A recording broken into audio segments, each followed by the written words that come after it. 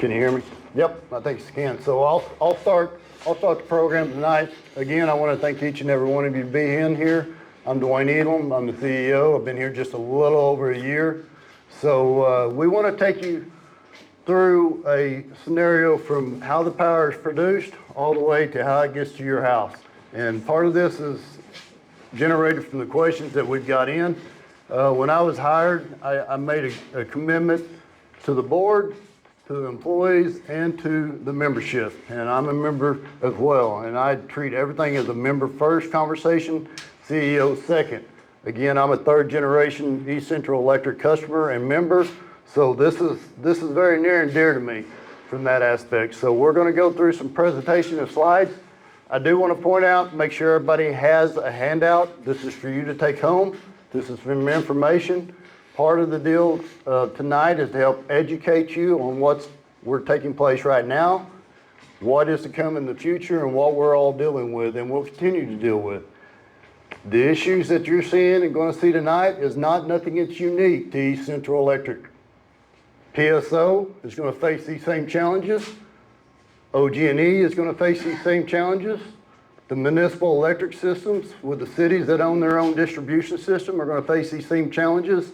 So this is nothing that's unique to East Central that we're going to show you tonight. But I want to start off on how the power generation is done. And Dwight alluded to a little bit.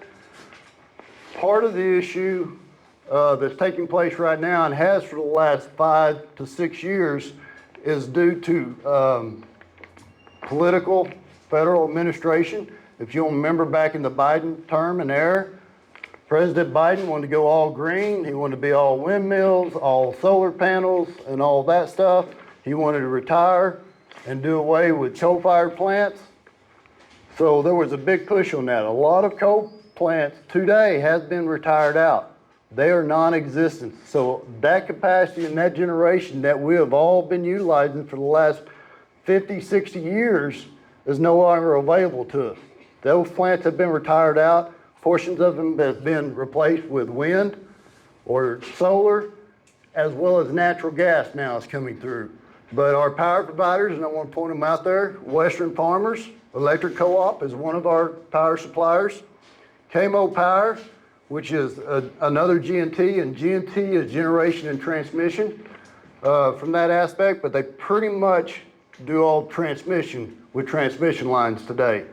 But our biggest power provider is Associated Electric Co-op.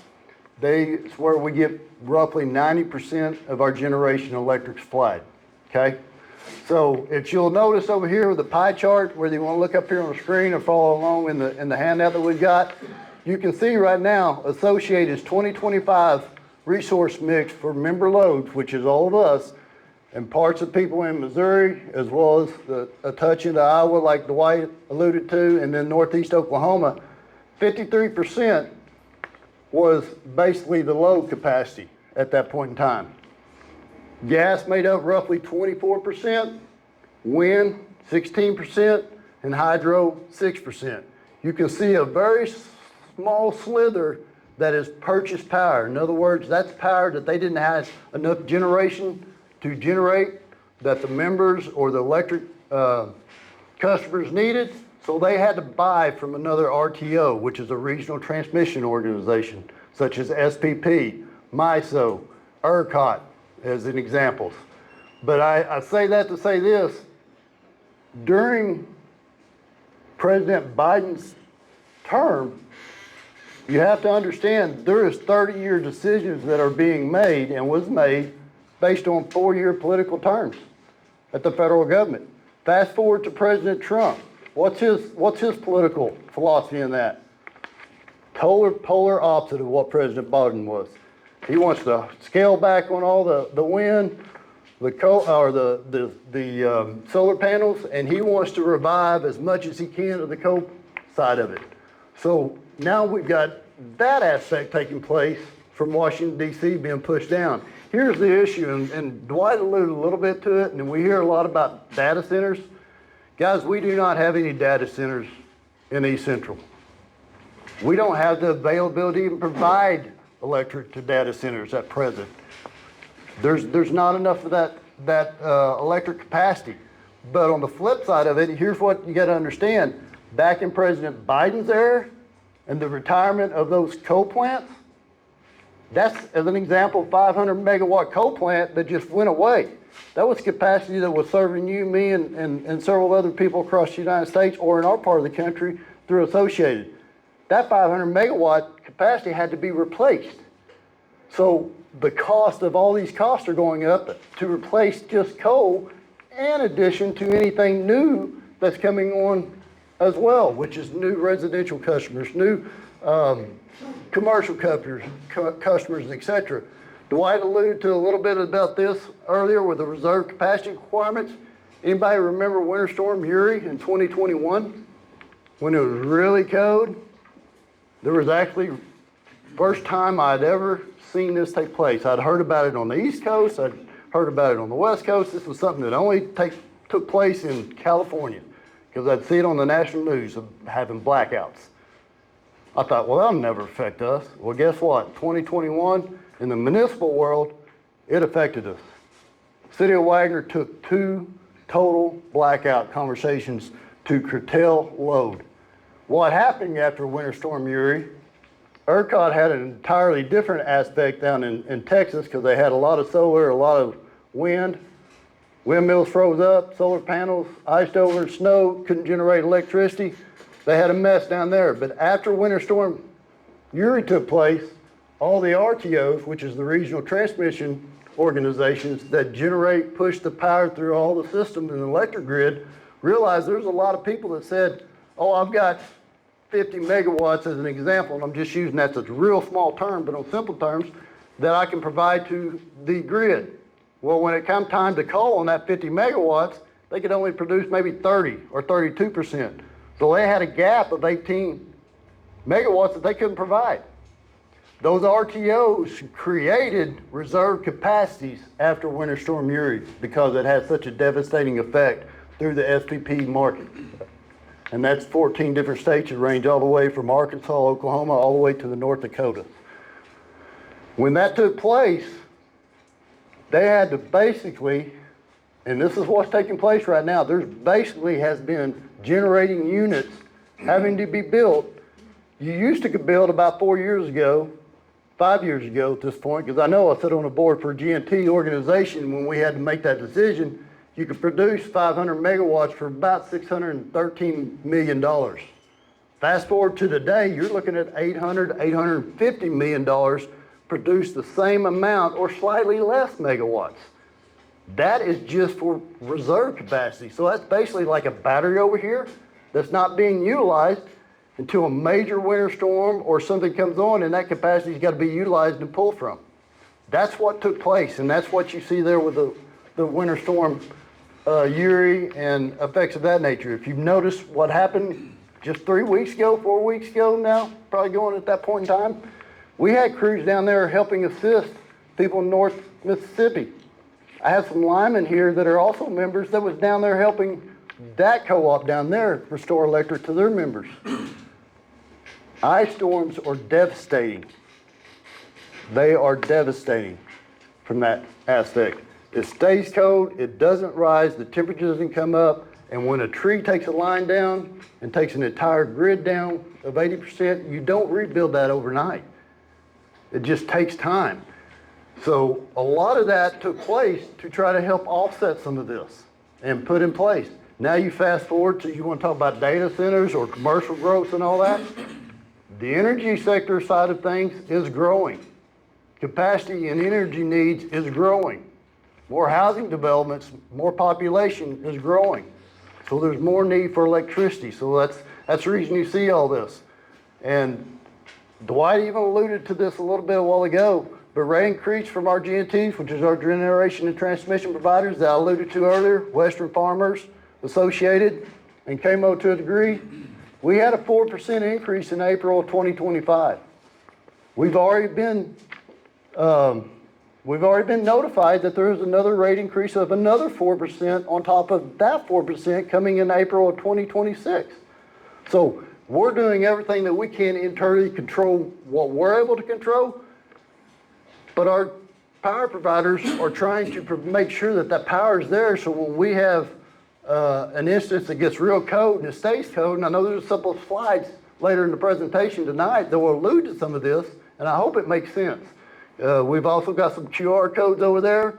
That's the reason we got this. You can take it home. Ladies and gentlemen, don't take our word for it. I'm being transparent. I will always be transparent with you. Sometimes the conversation to have is not easy to have, but we have to have it, and we're dealing with it. That's the reason we're here tonight with you. This is our fourth one. We have 3 more forums to go throughout the territory, and I'm not going to stop. I'm going to continue this into the future with once a quarter throughout the territory, sit down with our members, and just come have a cup of coffee with us and ask questions. The better we're informed, the better we can make decisions into the future for all of us. But rate increase, as what I alluded to, this is nothing unique to East Central. The municipal side of City of Stillwater, City of Tahlequah, City of Edmond, those are municipal electric generation or distribution systems. They're facing the same thing. PSO, OG&E, they're facing the same conversation. Here's something if you really want to be unique about, because I did this the other night just out of curiosity. If you got Facebook, which most people do today, seems like that's the place to go to talk about stuff or to see or get answers, but just go up there in that search bar and put electric rate increases. You will be astounded at the information that will come back from East Coast to West Coast that is hitting every utility in the very conversation that we're talking about tonight. So that's a little bit of how our power generation takes place. This is something that we have to purchase from providers to be able to provide to my home, your home, and all of our members, and continuing forward. From the power generation, it goes into the distribution. So at that point, I'm going to turn it over to the Vice President of Operations and Engineering, Jerome Roberts. He's going to walk you through a little bit of how it goes from the generation aspect down to our level at East Central with substations, and how power gets to your house as well, and what some of the challenges and growth that we've been seeing that we've got to meet, and our generating and transmission suppliers have got to provide the power to be able to meet that growth. All right, thank you, Dwayne. In this chart, you can kind of see where our growth is as far as meters go. It's a continual rise there. Our involvement with substations, Western Farmers and CAMO actually operate the substations. They own them and operate them, and this area here is served by CAMO, and that's those with CAMO is probably our biggest growth areas of substations. So myself and our engineer, Michael Beersley, we stay in communication with CAMO at least once a month, talking about where the growth is, how much, if there's a big load coming, we'll tell them, hey, we've got 5 or 6 new subdivisions coming in, and tell them where they're at, and they try to figure out if the substations have capacity, if their transmission line has capacity. If not, they've got to put in in their work plan to either rebuild a sub or upgrade a sub, or put in a new sub. And if it does come to that, East Central will pay a direct cost to help pay for part of that upgrade or new substation. And we also send in load forecasts to both Western Farmers and Associated, and they've got to make sure that we have generation available when we need it. All right, next slide. Some of the stuff that we deal with on our level, you can see this shows increases over the past 5 years. Look at these transformer prices down there, increases down here. They have almost doubled in the past 5 years. You can look at some of the other stuff there. Poles, 75% increase. Fleet, I've always said we'd rather work on power lines than work on vehicles. So it's one of the things that we've got to have and make sure we maintain a good fleet, and that's not cheap. So it is, when the power goes out or if we need to build something, we need those trucks ready to roll whenever. Next slide. right away. This is probably one of the main things that we spend quite a bit of money on, and it directly impacts our reliability rate. And you see here our reliability rate for 2025, 99.92% reliability. Last year we spent $4.1 million in right-of-way. That's trimming, that's clear cutting, and spraying. So probably one of the most cost-effective things we do in right-of-way is spray trees. It's a lot cheaper to spray a 5-foot tree than it is to trim it when that thing is 40 foot. So it's very important that we trim, cut, and maintain our right-of-way, and it's also important that we be able to do it. Our right-of-way contractors, just like the rest of our construction contractors, we put those out for bid, and we advertise them for FEMA purposes. And these are one-year contracts. We bid them out. If we like them, we can renew their contracts for 2 more years, and then the bid process starts again every 3 years. So, but like Dwayne was talking about, and what some of the guys here have seen, the trees are devastating when the ice accumulates on it. Also, when the wind's blowing, they can do quite a bit of damage to the lines and poles, and it may only take one tree to fall, but it may cause a domino effect and take down several poles. So right-of-way is one of the most important things that we can do that directly affects reliability. Okay. Smart grid, I just want to talk about the broadband here for just a little bit before I turn it over to Jeremy. Some of the things that we've been doing in the past couple of years is installing smart devices such as reclosers, breakers on our system. And what we're working towards is a self-healing system in areas that we can. And we've got a short video here that it will kind of explain that here in a minute.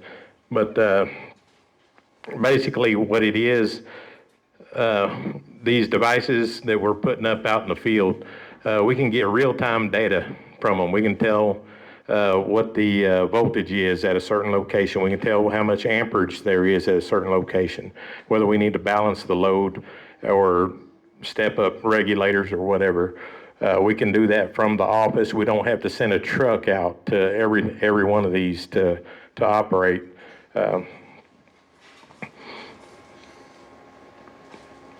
The smart grid, what I was talking about with the self-healing system, what that is, if say there's a fault on a line, these devices, they would work together to isolate that fault and then backfeed to re-energize other pieces of line. Instead of maybe having 100 people off, you might only have 50 members off. So the video will explain that here in a second. I'll turn it over to Jeremy from Broadband. In 2018, the board recognized the need to bring fiber internet to the membership, and in our members, 77% of our members in 2018 were unserved with fiber internet, underserved or unserved with fiber internet. They voted in 2018 to build that fiber network to serve our members with internet, but also to enable the smart grid. Had 2 major benefits: serving our members, which is part of our mission, serving our members and communities, and then also enabling us to be more efficient in our operations and to improve reliability. In 2020, we know what happened with COVID, and people had to work from home and all that kind of thing. We sped up the project. We prioritized getting school teachers and telemedicine services enabled so teachers could teach from home and people that needed medical care could get that medical care. We actually I remember we built down around Lake Eufaula. It was one of the first areas that we built in 2019. And we had there's vacation homes there. We had someone from Oklahoma City that lives in Oklahoma City moved into their lake house because they had better internet at their lake house than they did in Oklahoma City. And that's thanks to the vision of the board and what we've been able to do forward-looking on building out this smart grid and fiber network.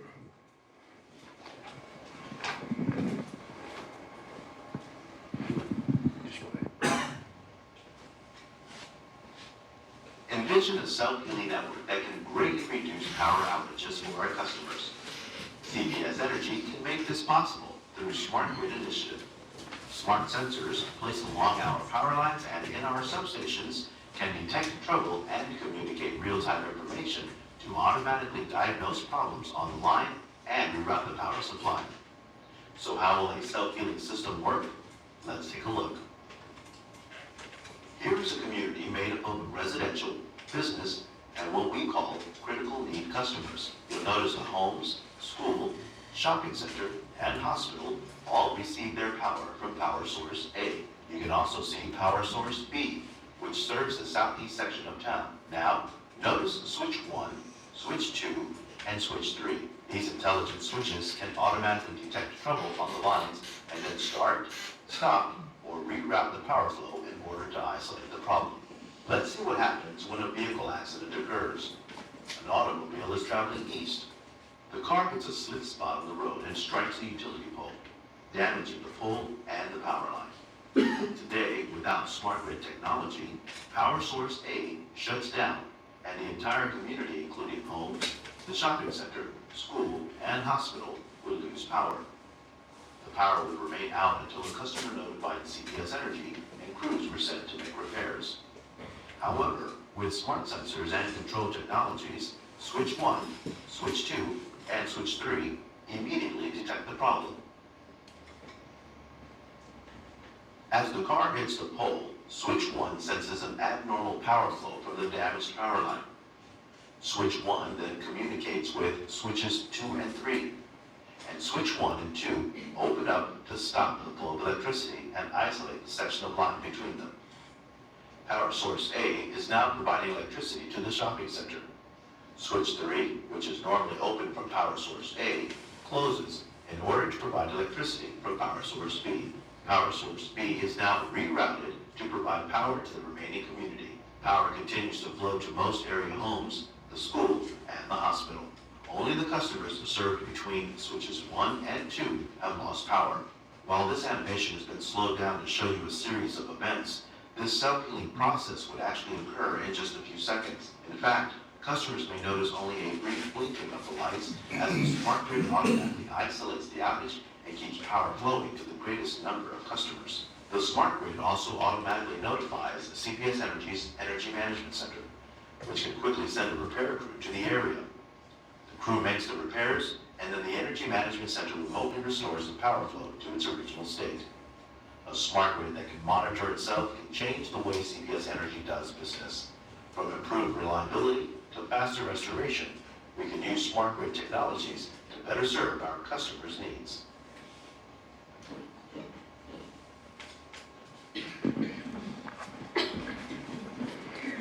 Okay, so one of the biggest questions we get, can I trust the meter? How are y'all reading it? How are you using the usage or the readings off the meter to bill me? So I want to start out a little bit talking about the meter itself. We do use solid state meters. We purchase them and they come to us tested, pre-tested, using the American National Standards Institute. And then once they're in our field, we follow the Oklahoma Corporation Commission rule as far as testing limits. What kind of system do we have? There's a lot of different systems out there. East Central currently uses a power line carrier system. That means the power line is carrying the meter reading to the substation, and then from the substation to the office using fiber. And so what that does, we get two different types of readings that way. The main reading that we utilize to bill you, that is what I call a hard reading. It is similar to, I think it's on the next slide. It is similar to like taking a landline phone, the old-fashioned landline phone, picking it up and making a phone call. It is, the system actually asks that meter, what do you read? And it sends it back to us. We have about 37,800 meters across the system currently. So at midnight, all of those are coming to us as what we call a hard read. Those are the readings that we utilize to bill the members. Can you go to the next slide? Okay, thank you. No, not that slide, I'm sorry. We don't have that on a slide. Yeah, I'm ahead of myself, I'm sorry. Let me go ahead and finish that. So those are the readings we use to utilize you, to bill you. There's another type of reading that we get. It's called an interval reading, or what we call an hourly reading. If you go back to those 37,000 meters, and instead of each one of them sending me 1 meter reading at midnight, it's sending 24 hours worth of meter readings all day long. That's a lot of data. So that's the system. The meter's actually sending those readings to us, and those readings come to us a little less strong. It's basically like using a cell phone. There's a potential that a tree hitting the line or harmonics or something interfering with it could prevent us from getting that reading. We do not use those at all to bill our members. We use those for other things, and I'll show you that in a second. Let me go ahead and go through this next slide. As far as our meters, we do test our meters. We have to randomly test our meters throughout the year. In 2025, we tested 1,761 of them. So far this year, 243 of them have been tested. Not all of them for members requesting a test, some of them. But we actually randomly test them if they come into the office or various things like that. Of the meters we tested over the last 2 years, none of them have tested outside of limits. So these solid state meters are really good meters. Okay, and I apologize. Back to the readings. So what do we do with the interval readings if we're not billing you those hourly readings? What are we doing with them? Well, we're using them to display. We're using them to help you determine how your house is using power. So we have this app called the Smart Hub app. You can do it online or on your mobile. And what it does is it allows you to see every day what you used the day before. It is not real-time data. It's telling you what was used the day before. And it'll tell you your daily. Then if you click on it, it'll actually tell you your hourly in a chart. And then if you're not a good chart person and you want to see the actual data, you can hit the little eye up there in that corner that she's highlighting there. It'll flip the screen and actually give you numbers. And so what this does is it'll give you a summary, and the summary will tell you the high, low, and average temperatures for the day. It'll also tell you the high, low, and average usage for the day. And then it'll also give you the time. So it'll tell you at 3 o'clock, you used this many kilowatt hours, and this was the temperature. Once in a while, you'll see a missing reading. That is that cellular signal I was telling you about. Sometimes we're missing some of those readings. Your meter actually holds 30 days worth of readings, and we try to incorporate those or bring those in the following day. So if we're missing a reading today, we'll try to recover it for the next 3 days. So we always try to pull in good readings for you, but we do not use these hourly readings for anything other than to help you kind of look at your usage. Some of the other, and there's a picture of one of our meters there. A lot of people ask about those meters. How do we know? That meter has a digital display. So if you know we're reading it around, let's say you go out there and you read it at 2 o'clock in the afternoon, you can compare that to what you're seeing in your mobile app and kind of get an idea of if it's close to what we're seeing on that hourly read, or even your midnight read. If you ever see it way off, give us a call. But that'll help you kind of make sure that what you're seeing on your bill is what you're seeing on your meter. Also, when you flip this screen, you see at the very bottom there, it has a little disclaimer there that says that these may be estimated due to unforeseen events. And again, that's if something interferes with it, our system actually tries to fill in the gaps. We have a meter data management system that does what's called a VEE. It validates, edits, and estimates. So if it's missing a reading, it'll take all that day's reading and then try to come up with what it was missing. If we can recover it over the next few days, it'll actually fill in the real reading. Okay. The other things that we have available for our members as far as tools, we have a system that actually goes in, it uses an algorithm and tries to estimate what your home is using. Okay, now this is using an algorithm. It is not actual, but it is a wonderful tool to get a feel for if the majority of the usage was a heating system, there's all kinds of different things, cooling, heating. It even has entertainment, and we have a lot of people that ask about entertainment, but those things are kind of, it recognizes those televisions, things like that, because they have a certain pattern to them.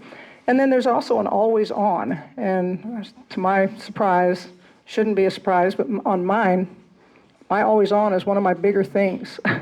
So it's just stuff that's always on, that coffee pot, things that are constantly lit up. I go into my kitchen, I have 3 things in my kitchen that has a clock on it. I don't use any of them, but all 3 of them, my stove, my microwave, and my coffee pot has a clock on it, so it's always on. So this will kind of help you look through what your home could potentially be using. And some of the other things that we offer people, because none of us like getting a bill. So we offer different tools to help the members. One of the big things we have is we have 4 due dates to choose from. We have a lot of people on fixed income, and they get a check at a certain time of the month. If there's a due date that works better for you, we will move you into that due date. One of the other things we do to help levelize the bill is average billing. There's some things to qualify for it, but if you qualify, it levels off that bill. It takes your 12 months worth of usage, divides them by 12, and gives a nice average. And those are helpful, especially in spring or summer and winter usages. And then another thing we have is prepaid billing. We have a lot of members that are on prepaid billing that love it. The average member on prepaid billing uses 5% less electricity. They're paying more attention to it, and the tools that come through the Smart Hub are a little different. So it's calculating their bill every single day. So they're seeing every single day. So as soon as it gets cold, they see it. They don't see it 20 days later when they get their normal bill. So those are some of the tools that we have to help kind of levelize some of the billing out. One of the things that we talk about a lot is usage. How does it affect the bill? One of the number one things that we get is, why is my bill so high? So one of the first things we look for is usage. So this right here kind of gives you an idea. These are the same factors you're seeing at the bottom and how the different kilowatt hours affects the bill. So you can see at 500 kilowatt hours, that bill is $85. You go to 2,000 kilowatt hours, which is a pretty average home, you're looking at $237. You have 4,000 kilowatt hours, you're looking at $410. So usage does matter, even with rates going up. So we want to help you determine what in your home is using power and help you reduce that as much as possible, especially with rising costs. So one of the things number one thing we get, especially in the wintertime, is I've done nothing different. I leave my thermostat at 70 degrees or whatever it is, and I've done nothing different. Why is my bill higher? So one of the things we talk about is degree differential, the difference in the outside temperature and the inside temperature. So in this little example here, you see the wintertime here. You keep your house at 70, but it's 20 degrees. You're asking your house to stay 50 degrees warmer than it is outside. In the summertime, on the flip side, you keep it at 70 and it's 90 degrees. You're asking your house to stay 20 degrees cooler than it is outside. So we hear, well, my house is well insulated. There's no way the outside temperature has any effect on my bill. Well, it does. If you think about a deep freezer, as soon as power goes out of that deep freezer, what's the first thing we start worrying about? It's fixing to thaw. Eventually, no matter how insulated it is, that degree differential is going to try to come even. And so The better insulated the deep freezer, the better insulated the house, it does take longer. But the temperature outside highly affects your usage. One of the things that we look for, things that could be going bad, things that kind of overtax usage, emergency heat strips. Emergency heat strips are on almost every heat and air system out there, especially air source heat pumps. That's one of the things we look for because that's a solid heat strip coming on. Older refrigerators or freezers that are running well pumps. There's all kinds of things out there that we forget about that may be sitting out there running. So what I'm going to do is pass this over to Catherine Russell. She's kind of going to go over some of the programs we offer to help reduce that kilowatt hours to help you save some money on your bill. So at East Central, we do offer different services that you guys can take advantage of. We can, if you're concerned and really want to know what's going on in your home that's using the usage, we can go through with you on what is in your home, what could be running, how much it can be running, how long, to really decipher like what is going on in your home that could be pulling that much energy. Also, one of our biggest programs that we do is our energy audits, where we go out and do an audit of your home to see what may be going on in the home as far as leaks, insulation, and stuff like that. So how many of you guys notice in your vehicle that check engine light? We've all seen it, right? And if you're like me, you just put some duct tape over it and just forget about it. Your home is just like your vehicles. That check engine light comes on, but in your home, the check engine light is more of your usage going up. So something in your home is either going out, like a motor in your HVAC or water heater, leaks, stuff like that. And every so often we kind of get in the habit of, as long as we don't see it, as long as we don't hear it, as long as a part doesn't fall off the vehicle, we're fine. So with your home, the energy audit will come out and show you some of the stuff that could be going on in your home that you could take advantage of and help, like do the sealing up your ceilings, adding more insulation to the house, covering any cracks, outlet covers, as well as when you have rodents and they start chewing up that ductwork. It's something about that insulation and that material that they just seem to enjoy. But they'll come out and see that and show you where you can make repairs to help your home be more insulated and energy efficient. Also, we do offer rebates that if you decide that you want to take these steps to make these fixes, put in the insulation, we do have rebates that we offer through our power suppliers where it'll help offset some of those costs too to help you as well. And then we talk about energy vampires. So they don't use a lot, but they still pull a little bit of usage throughout your home. Like your cell phone chargers, when you plug them in and then you unplug your phone and you leave it still plugged into the wall, it's still pulling electric because it's still plugged in. I found out the hard way when I accidentally stepped on the cord and got a little shock. But there's still things in your home like TVs, everything being plugged in. Your TV, you'll see the light on the TV. It's still pulling energy going through your home.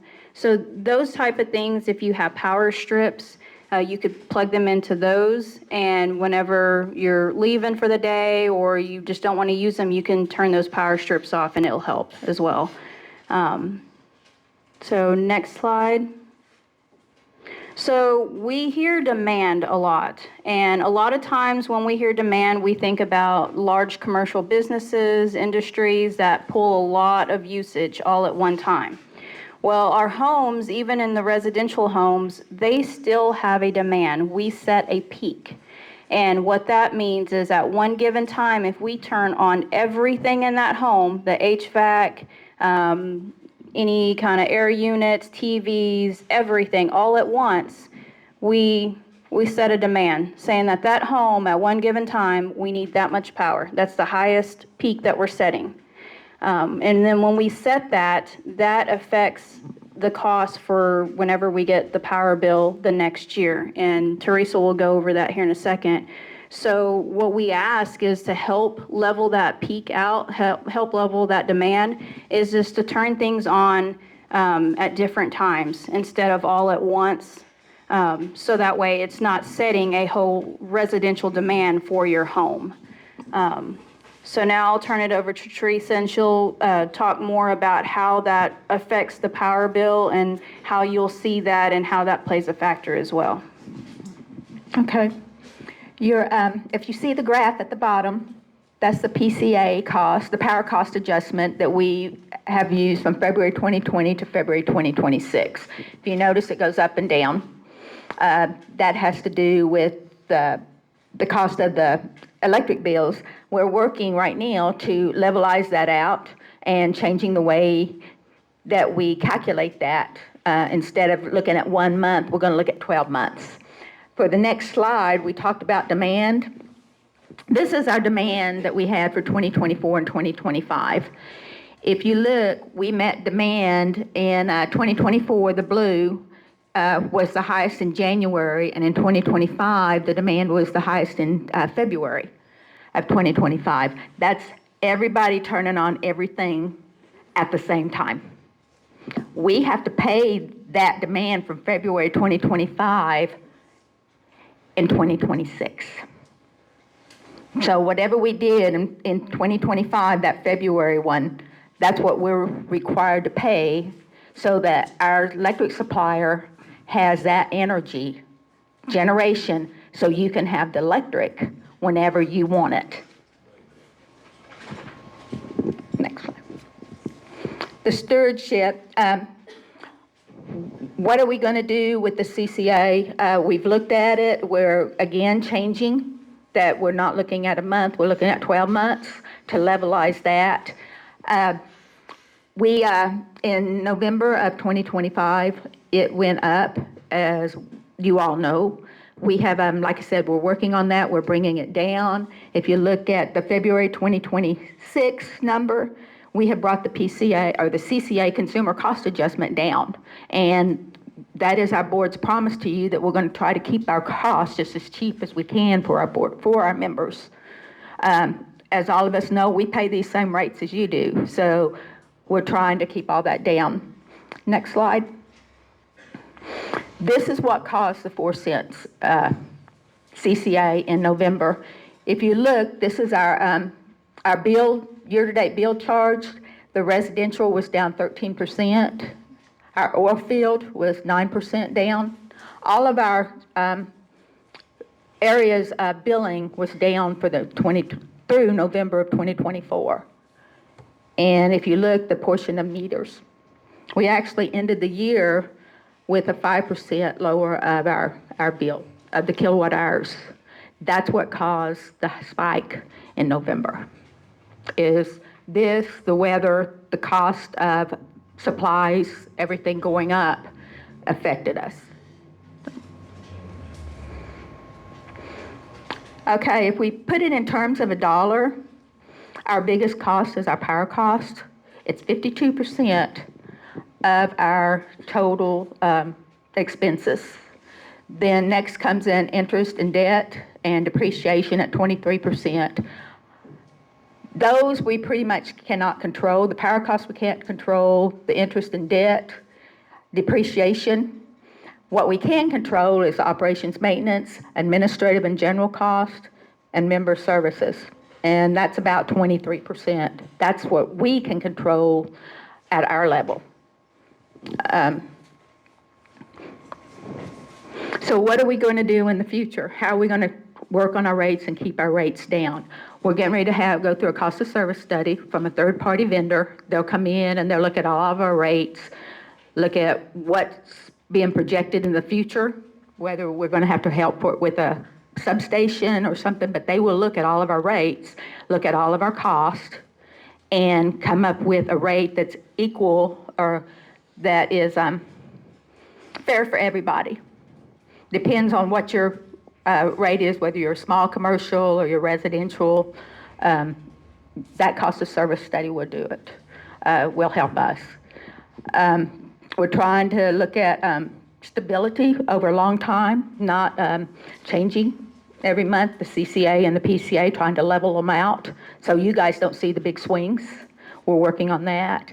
And we're, like I said, we're doing the best we can with the information we have. Our GNTs, they're giving us what they're predicting and what we know is coming in 2026. So at this time, Dwayne, back to you.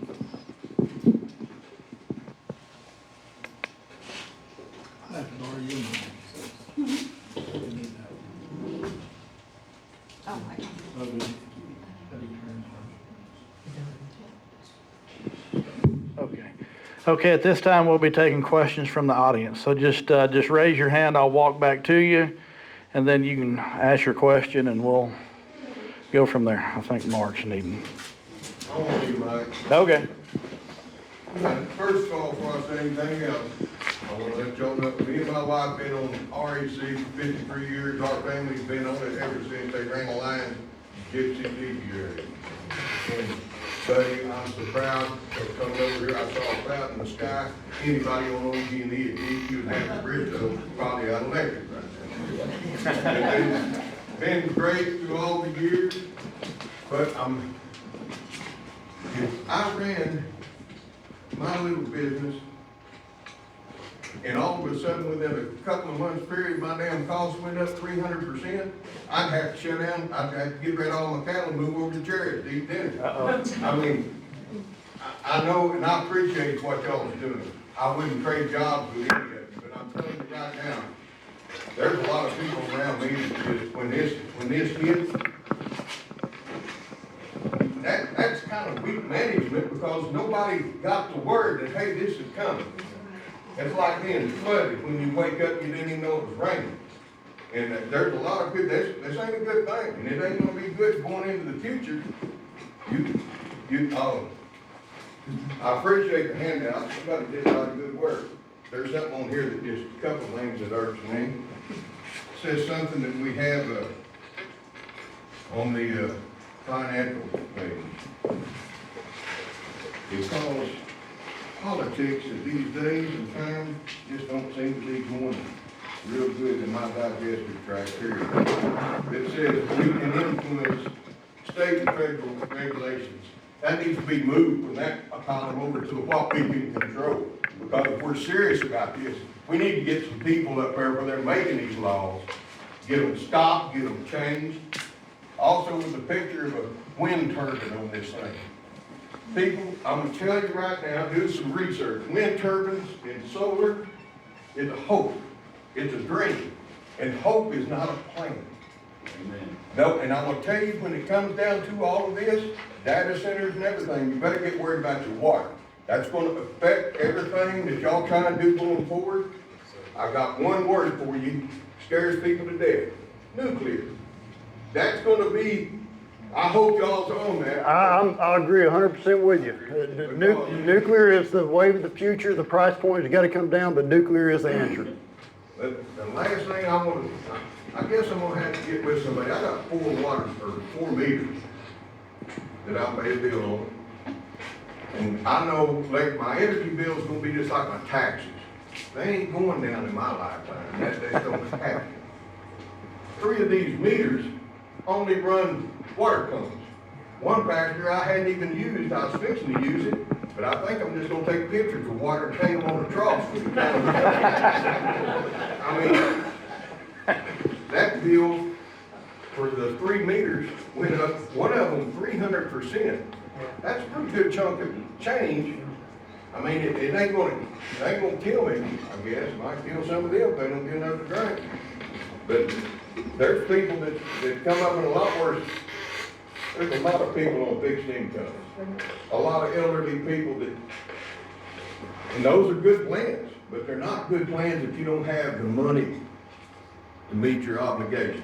And if they're having to pay more money for their power, that tells me they're paying less for their food and everything else that they have to have. And that's right, sir. I want to piggyback off you just a little bit. And everything you said. Thanks, Mark. Is accurate, and I agree with you.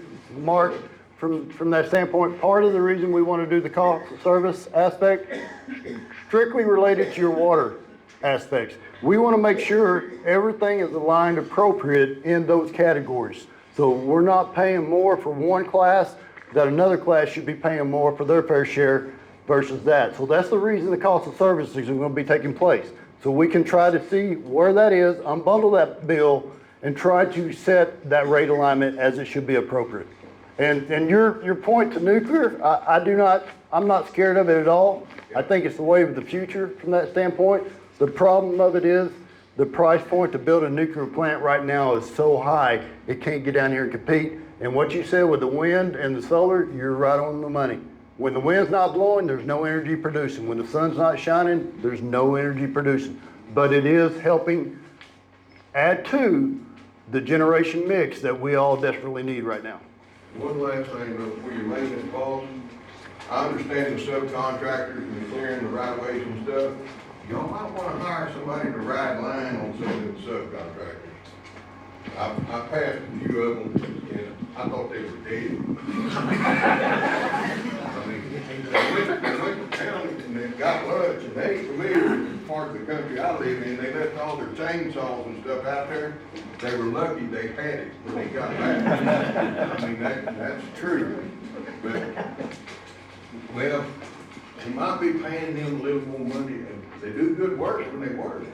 But if you work for me, you got to put in a full day. I mean, that's just. Yes, sir. We do have a right-of-way department that goes back and checks 100% of their work, and they do get paid by the foot. They don't get paid by the hour. They're getting paid by the foot. Okay, who's next? I counted a bunch of foots.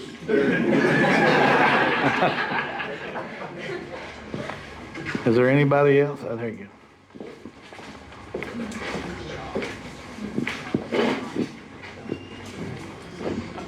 I just want to make sure I understand that big spike in the CCA.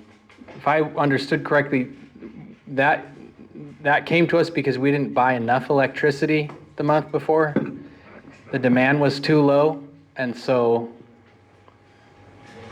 that's at 18% less demand than the year before.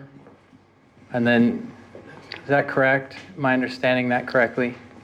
That's January through November. Okay, yeah. Of 2022. We, when it came through and we put in the financials and stuff, the demand and kilowatt hours all plays a part, but we also have some bills that came in that are in November that we had planned and that we had budgeted for. But when the electric didn't come in, it affects everything. And So and just to make it clear and add to that, it wasn't all just the demand aspect. Mother Nature played a part in this. Okay, So but that played that's part of the reason why Yes, we yes, got sir. that high, Yes, sir. From that because we standpoint. didn't buy If you'll- enough. And if you'll look back in the summer, how many 100-degree days did we have this past summer? 0, maybe 1 from that standpoint. The year before, we had 3. When Mother Nature doesn't show up, we still got to pay payments and stuff of that nature. So that's what all drive it. And in essence, it came into a perfect storm. And we tried to hold and mitigate that. But at the end of the year, when we had to make both revenue and expenses meet, and guys, we're not for profit. We're a non-for-profit. All the revenue that we generate is just purely to meet expenses from that point forward. And we had to shore the accounts up. We are not going to allow this to go happen in the future. That's the reason I have made a commitment to the board, to the members. We're putting things in place to level this out so that we are able to make this thing a smoother transition going forward. I don't want to ever see that again either, because it affected me just as much.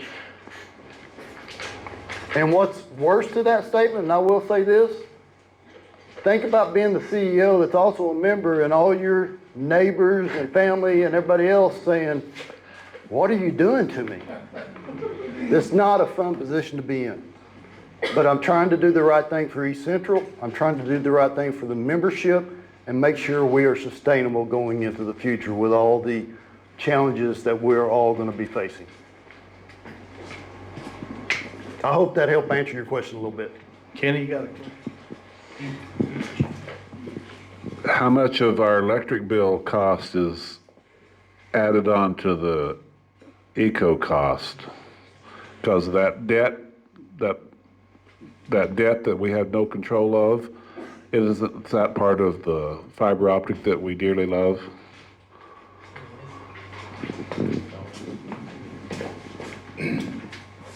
Yes, that is another factor. You're right.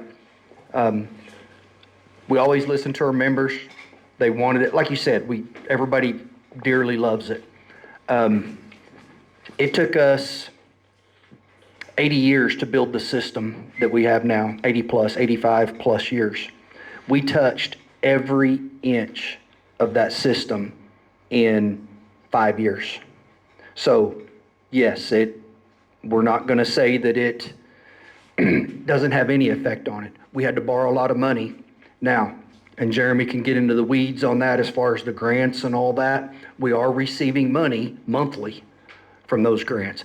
But like any new business, when you start a new business, that first 7 years is the hardest. So yes, we do have a lot of debt out there. That debt it's a factor. It's not overrunning us right now, but that's one of the things we've looked at this year in cutting costs and trying to mitigate these expenses. We've actually slowed down some of that. Back during COVID, like they mentioned, everybody was screaming, we gotta have this, we gotta have this. We did decide to speed up the build to try and move out faster. We covered all of our members. That was our first priority, was getting our members served. But after that, now we've decided, and it's the right thing to do right now, is slow down a little bit. We still, because of these grants, we still have obligations. We have to meet a certain number of, the maps have dots all over them. We have to serve a certain number of those. So, but we do have a monthly income coming from that. And we're just in that part of any new business where it is a struggle. In the end, I wholeheartedly believe we will be glad we did it.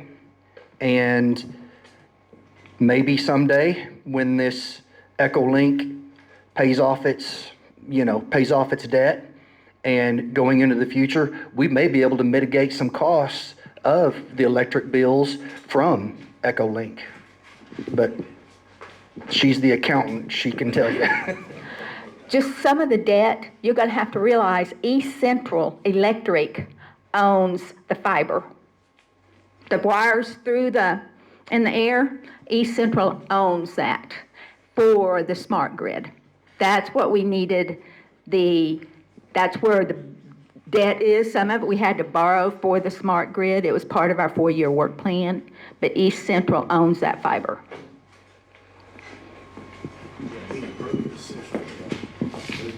How long is it going to take to improve our system? It did improve our system.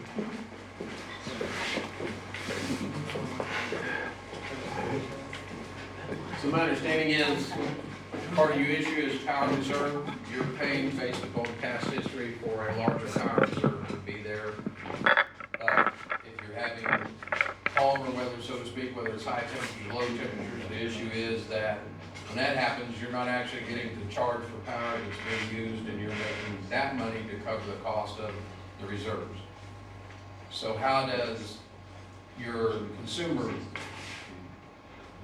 adjustment differ from your power adjustment? You have two adjustments on the bill, a consumer adjustment, you have a power adjustment. I might have missed that, but what is the difference in those two? Because in November, billing of 2025, it's substantial of a minor amount of usage. And then you compare that to the January billing. We use more kilowatt hours in January, substantially more. But actually there was hardly any difference, or it was less for those two items on our bill in January than it was back in November. The power cost adjustment is a straight pass-through from our power bill, our power supplier. that is to pay for their fuel, however they transport it to us. That is taking our electric bill that they send to us, and it's the difference between what we have built into our rates versus what the bill cost us. So that's what we're working on averaging out, is this here. And as an example, in your shoulder months, when like October, when the weather's nice, you don't really need heat, you don't really need air conditioner. April, same way, you know, you can lift the windows in your house, it's comfortable.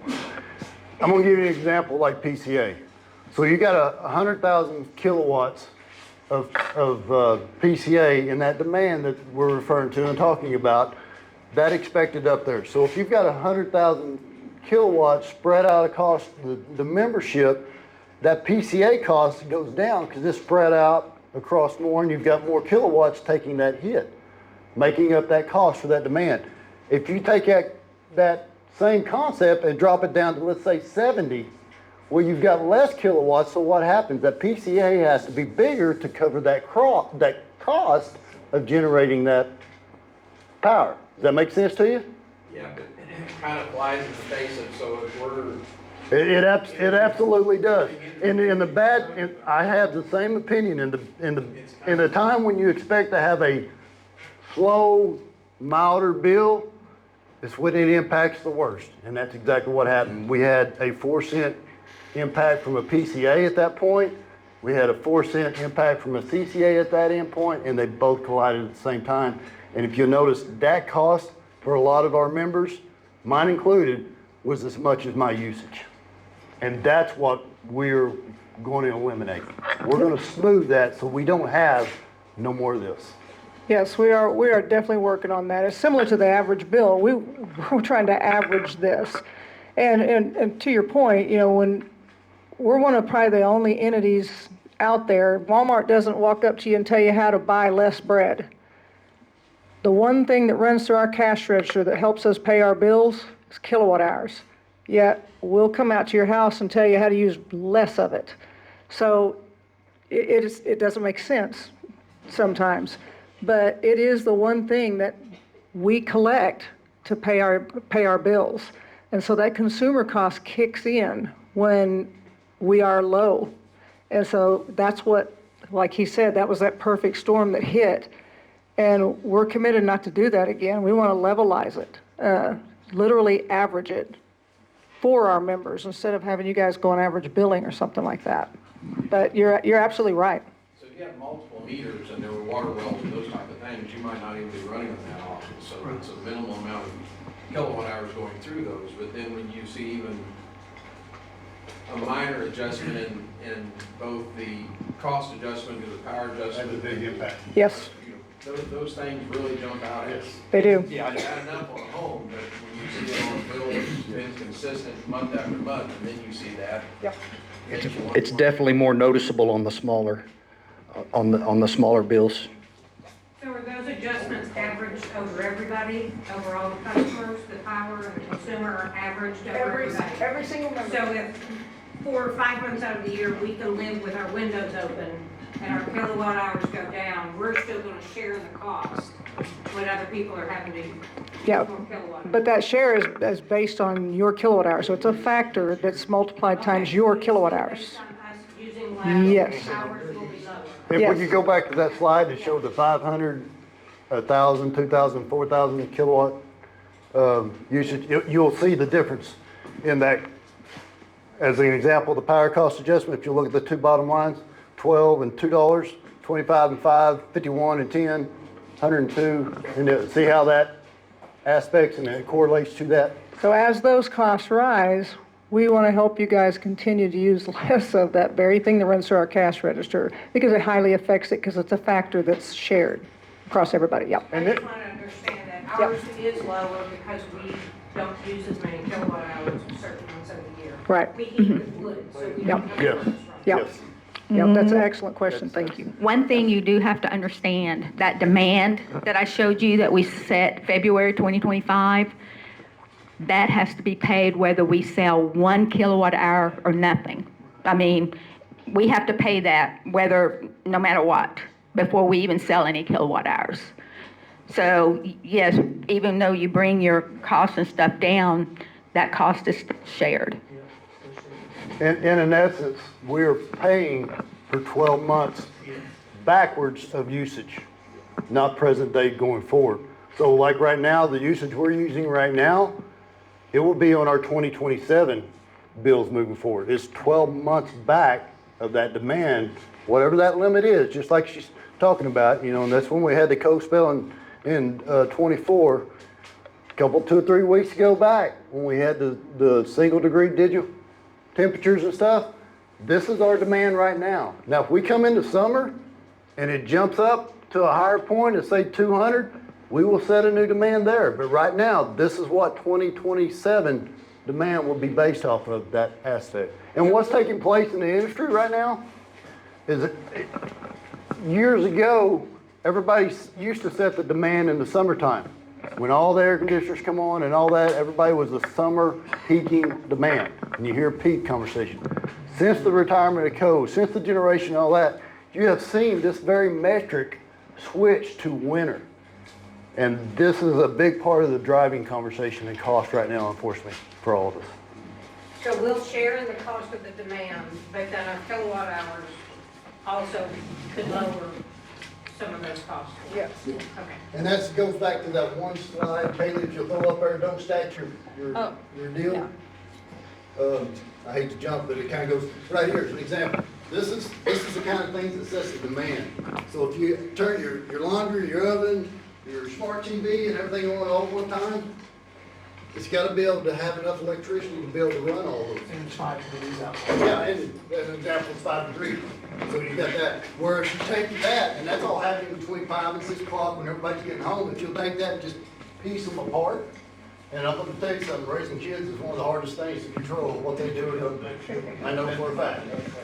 I can go right behind them and flip the light switch off, and I'll be dang if it ain't right back on. But anyhow, if you spread that over an example, over a couple of hours, see the difference in the level.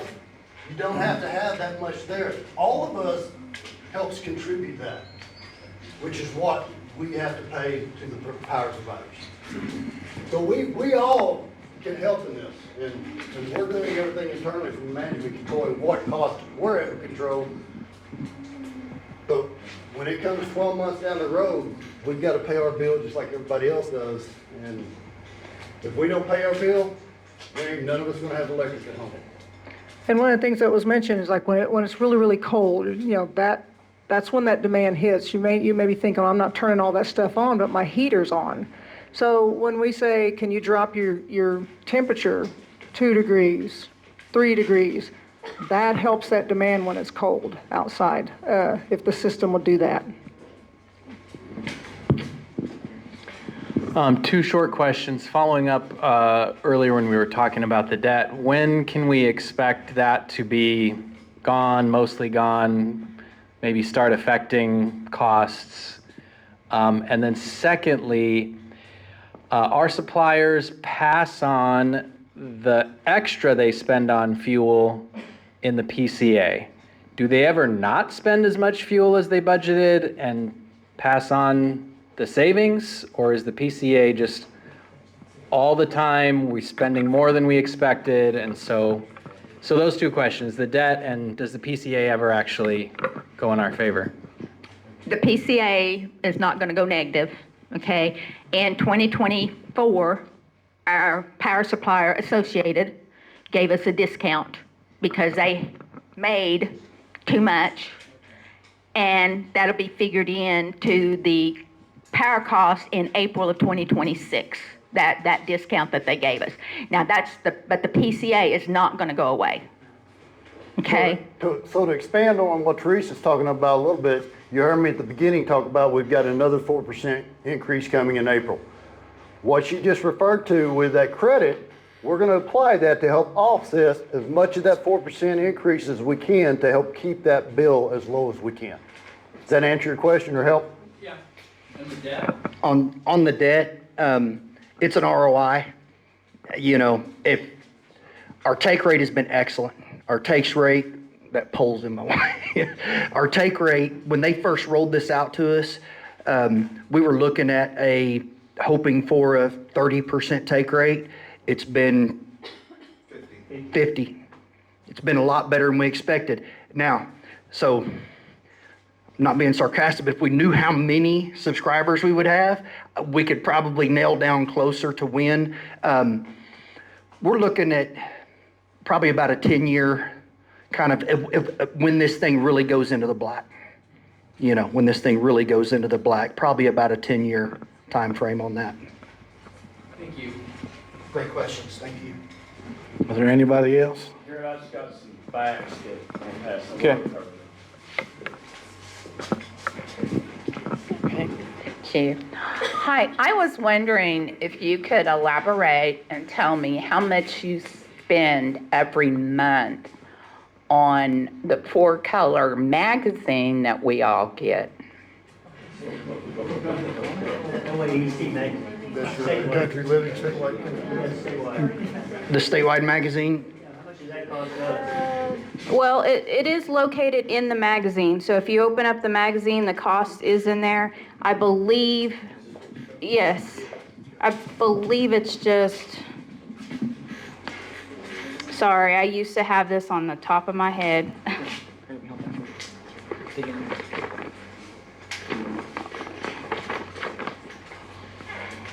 It's pennies. I know that. Okay, there it is. So it's $6.36 a year. So just spread that out per member. How many people? For each member. So like you would be paying $6.36 a year for the magazine. Well, why don't we look at it this way? You've got production cost on it up front. Why can't we go online with that? You said that everybody has Facebook. So, well. So they do have an online, version of it. It's the same thing. It's just a subscription like any other magazine. To still get that information, it's going to be online. For our magazine or our newsletter, you can get that off of our website. It's going to be on our website no matter what. But for the magazine, that goes through our statewide cooperative. And that is just a subscription you can subscribe to. Now, if you don't want the statewide magazine, you can unsubscribe from that magazine, but you'll still get ours on our website. But that's, if you unsubscribe, you can't go on the online version as well. So they're two different, separate things. Well, can't.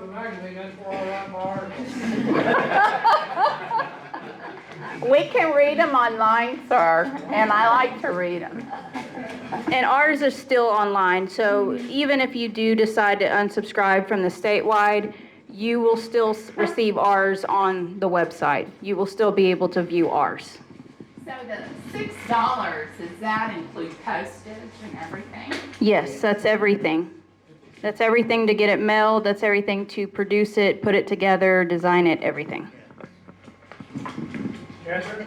You might explain to her, we used to send out those newsletters 4 times a month with that information that we have in our magazine.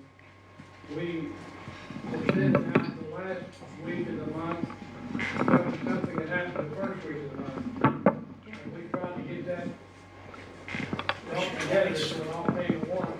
We found out by putting it in this magazine, it's cheaper than sending out 4 sections at the service, so it is cheaper than it used to be. Yes, so what Lowell's talking about is at one time, we used to mail out our newsletter to all members, so that's postage on that. That was a cost. Also a cost to print and everything from our newsletter, and then the statewide would also send their newsletter for those that are subscribed to that. But we combined the two, so now it's just one cost to get that statewide and ours, so we're not paying that additional fee, or our members are not paying that, so. Yeah, I just want to pass on some facts. I lived in the same place for 30 years, the longest I've ever been without electric, 6 hours. If we have our way to split, we're going to kick those G&E out, get these guys in there. Mark, I didn't have to look back there as soon as you talked about that. It's right. Of our hands, on the wires OG&E's out, so we're looking at that. You mentioned Uri. You guys remember back in that storm, PSO, a lot of it, in the town of Slick, we got $100,000 gas bill, or there's usually a couple grand. Our great corporation commission sold us out that year, and they, two of them should have got voted out because they said it's okay, we're gonna pass it on to our customers. Yet if you'd have done that in a gas station, you'd have been in jail. I'm saying that to say this. We can't do a lot federally, but on the state level, I'm a bail bondsman, we have a lobbyist for Sheriff's Association. You let a stupid bill come down the pike, we're going to kill it. You let a good one come along and we support it, we're going to pass it. If you don't know your state rep or your state senator personally, shame on you. And the corporation commission affects these guys more than anything. Knowing them. There's been multiple studies down where that exact number. You email your state rep or your whatever it goes, whatever. You text, whatever. If 30 people, I think this number will call, you're going to get a call back. And if you think it don't make a difference, a lot of us that do know our state reps and state senators, they're a phone call away, and they're all conservative. They've got to know it's not just anything to do with this. Keep our state a conservative state like it should be. Know them. Go to fundraiser, give them $50, put a sign in the yard, and they're there, and they are us. Now, a couple of them in the cities in Tulsa and Oklahoma City, maybe not. But we can either pass any good conservative bill in this state. How many co-op members are there to stay up on the ballpark figure? You talk about a powerful law. Yeah, yeah, there's 29 co-ops and some bigger than us. We've got 27,000 members. Yeah, huge. Imagine that many people started calling, and you mentioned nationwide, there's a way to unite the co-op members. That would be the most powerful lobby in the United States of America. We can affect federal law. Yes, sir. And it's going to take us calling, us all around. And I want to thank you, sir, for those comments. But you said something that made me think about something. Back to Winter Storm Uri, if you guys realize, and he hit it on the money, talking about the gas bill there in Slick and what they had to deal with. There's a lot of other utilities that did not have the funds to anticipate for what just took place with Winter Storm Uri. Do you know all of us at East Central? We did not get a penny passed on to us. They took care of it from that standpoint at Associated and paid that bill. The municipals, PSO, and the IOUs of OG&E, guys, if you'll just think back here 2 or 3 years ago, it was all over the news stations. Some of those customers are paying for Winter Storm Uri for 21 years into the future of that cost. East Central didn't have to pay nothing. Yep. There's a line item for 21 years on that bill, a $30 line item, Storm Rider for 21 years on their bills. We ate every bit of it. And the municipals had the same thing. I know for a fact because we had to put one on that. Exactly. One last thing on that, 2 of those corporation commissions are still there, and they got by with it. They got by with it. They rated the TSO customers. Your rates did not go up a dime, not a dime at all. And that needs changing. Real quick, AECI, one of your suppliers is building this power plant. Jared and I've been in multiple meetings with them. It's not written down yet, but we have agreements. They're going to build this power plant, which has 0 impact. We have one complaint, is because it sounds like a vacuum cleaner in the parking lot. And it's going through, and they have committed to paving 3.5 miles of county roads for nothing. It's now a dirt road. They've committed to kicking in as they're widening the highway, giving the town of Slick, give the ODOT to put in a bigger line. And they've also committed to laying about 1.5 miles of 8-inch line from Slick's line to their plant, and then giving the line to us. So at that point, there's room for development out there where there's no water. So this is the kind of supplier. And also, we have a disaster somewhere, it's gonna be nice to have our own power plant, which it can only run 40% of the time during emergencies. So St. Louis has this giant surge, and they need all this electricity. They'll kick this plant on, and guess what? We're the first in line.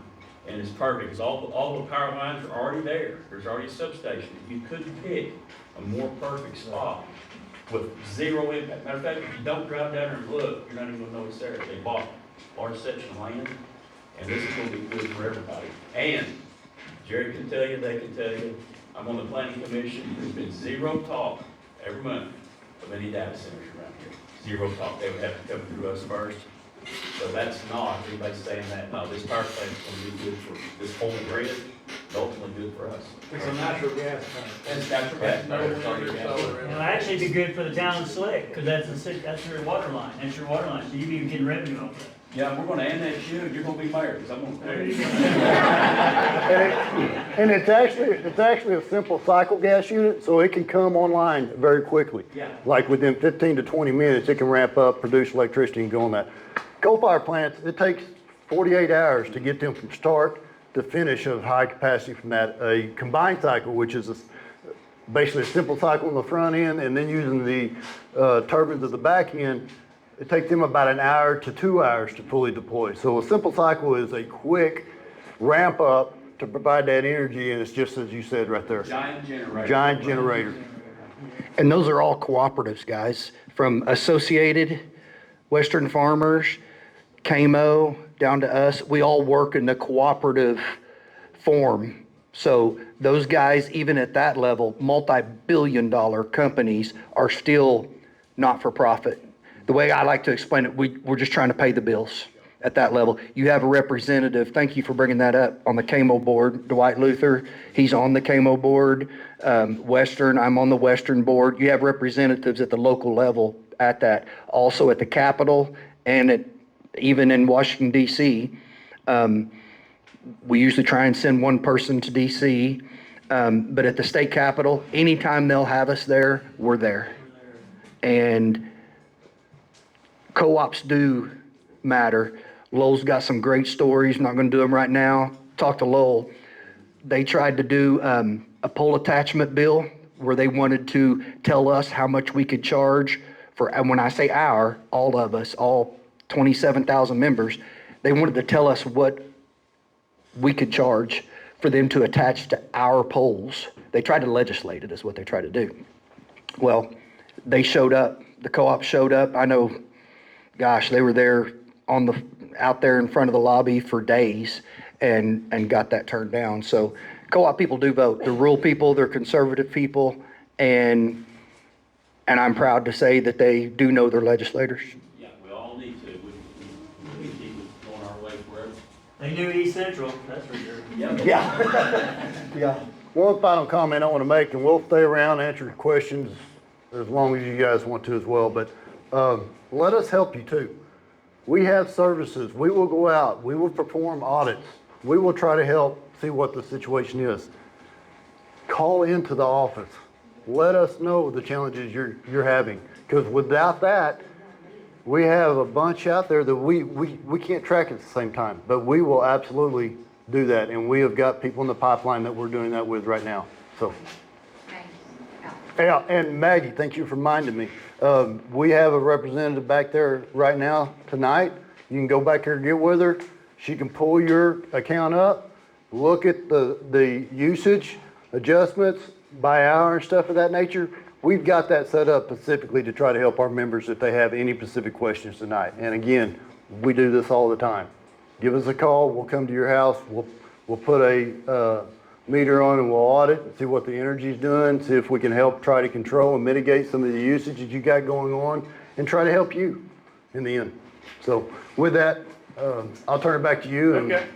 Hey, we just want to say thanks for coming out. Hang on. Annie Wren has a question. Well, I don't have any good ideas on telling y'all how to run this. I'm just saying, I'm the old person. I'm the senior citizen. I'm the one that retired 15 years ago thinking I had enough money, and I don't. That's what we're facing right now. I'm 77 years old. I've been with East Central Electric for 44 years. When I got that flippin' electric bill that doubled, I work a little part-time job. I went and got another part-time job because I couldn't pay my electric bill. So you guys got to realize that. We're out there struggling. We do. That's why we're committing to we and hear I called the office and I told them, and they go, well, you can just do your bill every day all the time. No, that's not what I want. I can't, I'm like going, how much longer can I work? I got 2 knees that are replaced. I take a big handful of ibuprofen and I go to work. Yeah. And we hear you, and there are a lot of different agencies out there that help and things like that. We try to help with payment arrangements. It sounds like kind of the direction you went. But that's why we're out here. We're committing to not having a spike like this, but we're also not going to tell you that rates aren't going up. Yeah. Well, you know, I do what I can, you know. Yes. I'm a widow. It's just like my mother. It's Yes. just one of us. It's just one me. You know? Yes. I just. Thank you. So there's a lot of us out there. Y'all Thank gotta you. remember that. There's a lot of us out there. And I Yes. worry about a lot of them that don't have the money. We do too, and that's Okay. why we're committed to try to level out Just this. had to say that. No, thank you. Thank you. So that's why we're here tonight, man. We want to hear you. Thank you. Is there anybody else? At this time, I guess this meeting's dismissed. Ask questions. Yeah. Please. Thank you for coming tonight. Thank you, Jared.